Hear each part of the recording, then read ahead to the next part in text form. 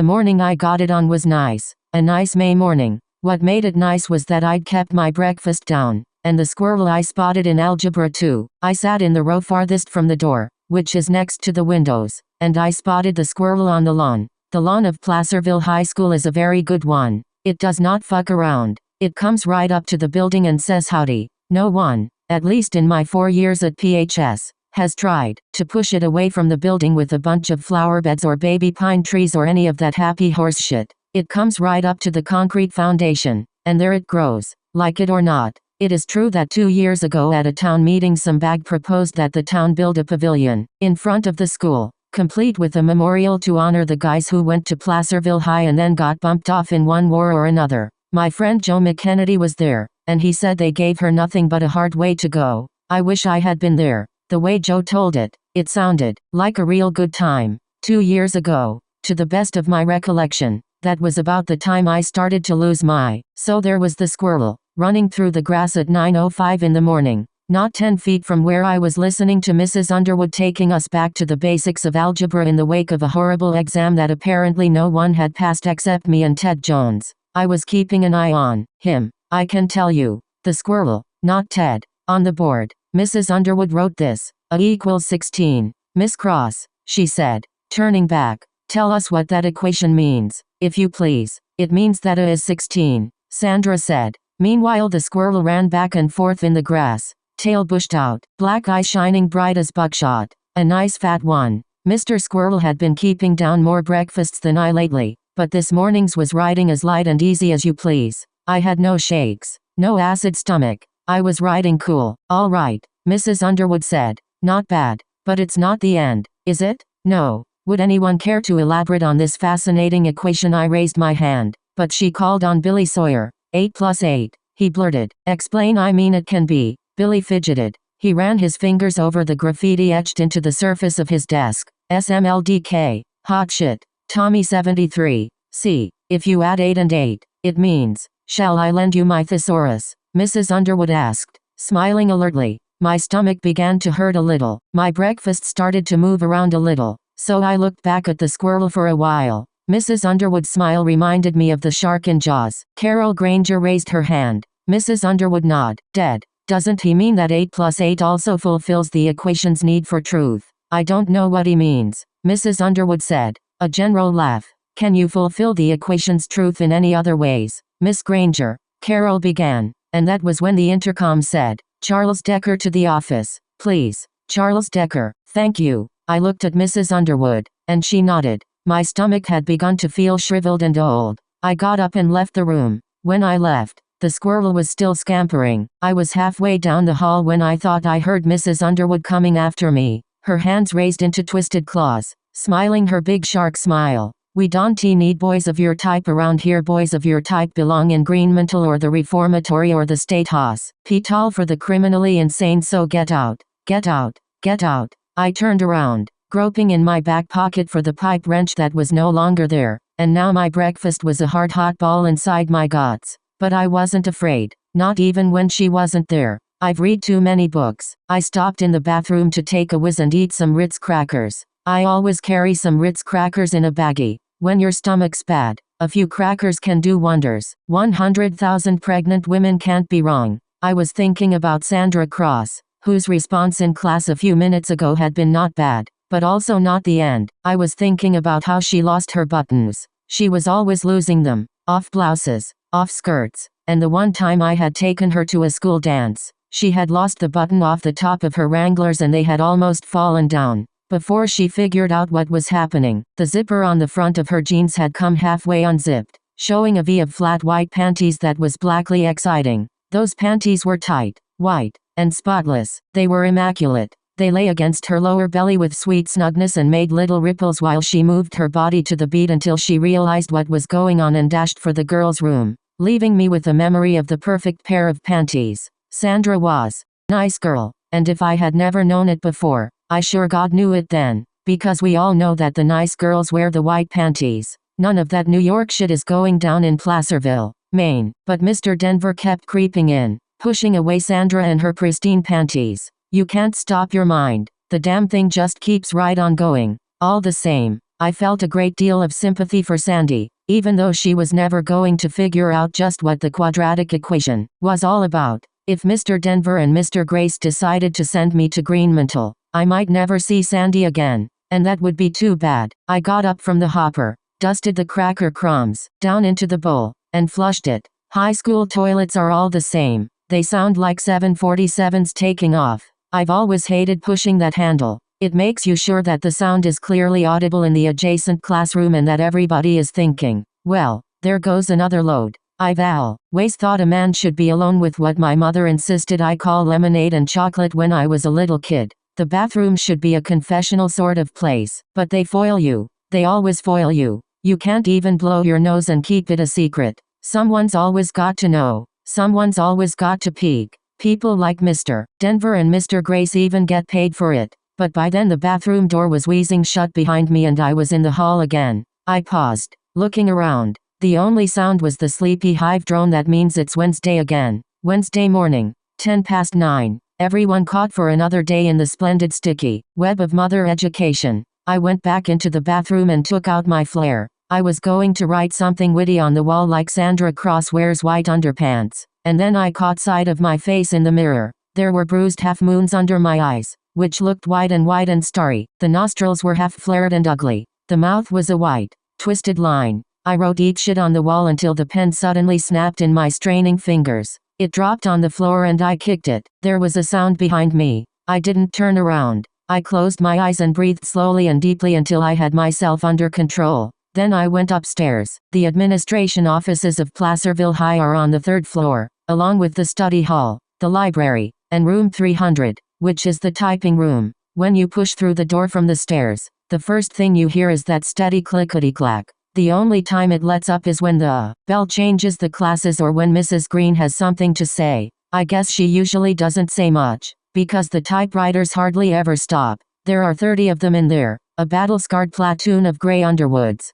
They have them marked with numbers so you know which one is yours. The sound never stops. Clickety-clack, clickety-clack. From September to June, I'll always associate that sound with waiting in the outer office of the admin offices for Mr. Denver or Mr. Grace. The original Dipso duo. It got to be a lot like those jungle movies where the hero and his safari are pushing deep into darkest Africa, and the hero says, "Why don't they stop those blasted drums?" And when the blasted drums stop he regards the shadowy, rustling foliage and says, "I don't like it. It's too quiet." I had gotten to the office late just so Mr. Denver would be ready to see me, but the receptionist, Miss Marble, only smiled and said, "Sit down, Charlie. Mr. Denver will be right with you." So I sat down outside the slatted railing, folded my hands, and waited for Mr. Denver to be right with me. And who should be in the other chair but one of my father's good friends, Al Lathrop. He was giving me the old slicky, too, I can tell you. He had a briefcase on his lap and a bunch of sample textbooks beside him. I had never seen him in a suit before. He and my father were a couple of mighty hunters, slayers of the fearsome sharp-toothed deer and the killer partridge. I had been on a hunting trip once, with my father and Al and a couple of my father's other friends, part of Dad's never-ending campaign to make a man out of my son. "Hi, there," I said, and gave him a big shit-eating grin, and I could tell from the way he jumped that he knew all about me. Hi, Charlie." He glanced quickly at Miss Marble, but she was going over attendance lists with Mrs. Venson from next door. No help there. He was all alone with Carl Decker's psychotic son, the fellow who had nearly killed the chemistry-physics teacher. "Sales trip, huh?" I asked him. "Yeah, that's right." He grinned as best he could. "Just out there selling the old books. Really crushing the competition, huh?" He jumped again. "Well, you win some, you lose some, you know, Charlie." "Yeah, I knew that."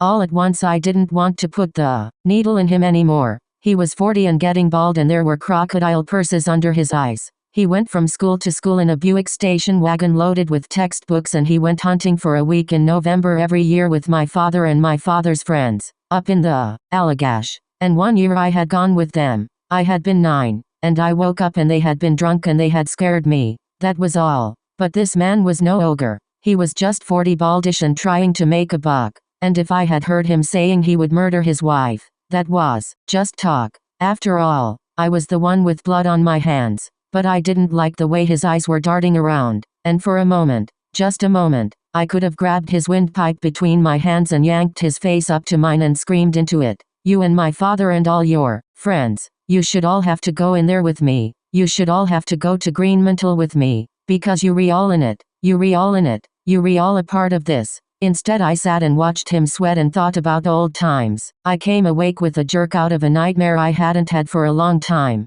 A dream where I was in some dark blind alley and something was coming for me. Some dark hunched monster that creaked and dragged itself along. A monster that would drive me insane if I saw it. Bad dream. I hadn't had it since I was a little kid. And I was a big kid now. 9 years old. At first I didn't know where I was. Except it sure wasn't my bedroom at home. It seemed too close. And it smelled different. I was cold and cramped. And I had to take a whiz something awful. There was a harsh burst of laughter that made me jerk in my bed. Except it wasn't a bed. It was a bag. So she's some kind of fucking bag. Al Lathrop said from beyond the canvas wall. But fucking's the operant word there. Camping. I was camping with my dad and his friends. I hadn't wanted to come. Yeah. But how do you get it up, Al? That's what I want to know. That was Scotty Norwis, another one of Dad's friends. His voice was slurred and furry, and I started to feel afraid again. They were drunk. I just turn off the lights and pretend I'm with Carl Decker's wife, Al said, and there was another bellow of laughter that made me cringe and jerk in my sleeping bag. Oh, God, I needed to whiz piss make lemonade whatever you wanted to call it. But I didn't want to go out there while they were drinking and talking. I turned to the tent wall and discovered I could see them. They were between the tent and the campfire, and their shadows, tall and alien looking, were cast on the canvas. It was like watching a magic lantern show. I watched the shadow bottle go from one shadow hand to the next. 44 You know what I'd do if I caught you with my wife? My dad asked Al. Probably asked if I needed any help, Al said, and there was another burst of laughter. The elongated shadow heads on the tent wall bobbed up and down, back and forth, with insectal glee. They didn't look like people at all. They looked like a bunch of talking praying mantises, and I was afraid. 44 No, seriously, my dad said. Seriously, you know what I'd do if I caught somebody with my wife? What? Carl, that was Randy Earl. 44 You see this? A new shadow on the canvas. My father's hunting knife. The one he carried out in the woods. The one I later saw him gut a deer with, slamming it into the deer's guts to the hilt and then ripping upward, the muscles in his forearm bulging, spilling out green and steaming intestines onto a carpet of needles and moss. The firelight and the angle of the canvas turned the hunting knife into a spear. For you see this son of a bitch? I catch some guy with my wife. I'd whip him over on his back and cut off his accessories. 44 He'd be sitting down to the end of his days. Right, Carl. That was Hubie Levesque, the guide. I pulled my knees up to my chest and hugged them. I've never had to go to the bathroom so bad in my life, before or since. You're goddamn right, Carl Decker, my sterling dad, said. 44 What about the woman in the case? Carl, Al Lathnop asked. He was very drunk. I could even tell which shadow was his. He was rocking back and forth as if he was sitting in a rowboat instead of on a log by the campfire. 44 That's what I wanna know. What do you do about a woman who lets someone in the back door? The hunting knife that had turned into a spear moved slowly back and forth. My father said, the Cherokees used to slit their noses. The idea was to put a cunt right up on their faces so everyone in the tribe could see what part of them got them in trouble. My hands left my knees and slipped down to my croy. I cupped my testicles and looked at the shadow of my father's hunting knife moving slowly back and forth. There were terrible cramps in my belly. I was going to whiz in my sleeping bag if I didn't hurry up and go. 44 Slit their noses.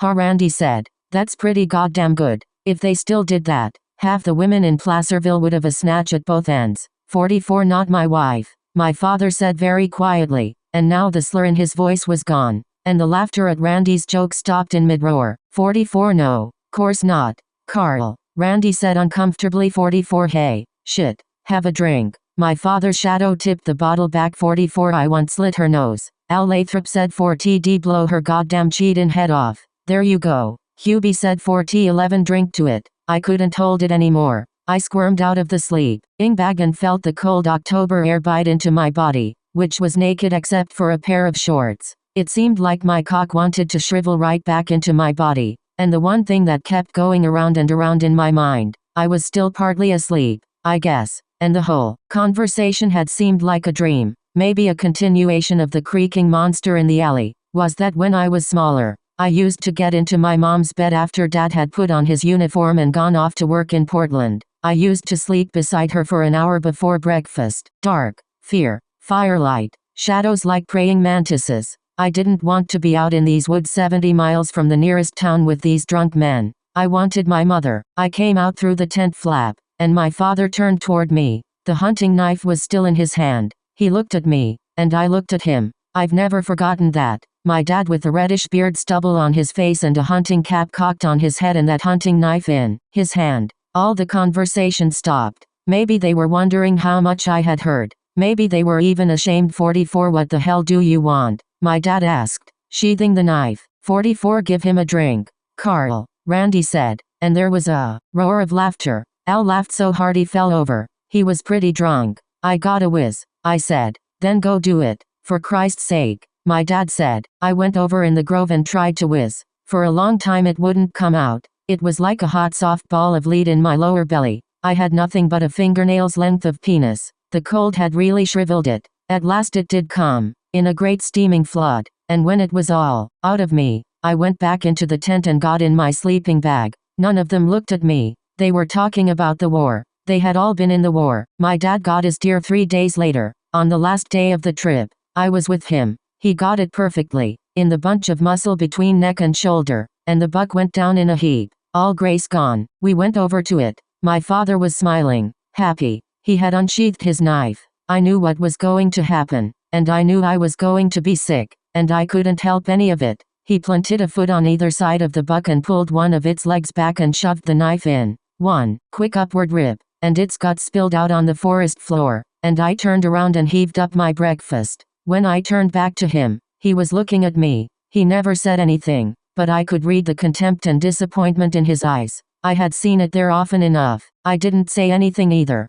but if I had been able to, I would have said, "It isn't what you think." That was the first and last time I ever went hunting with my dad.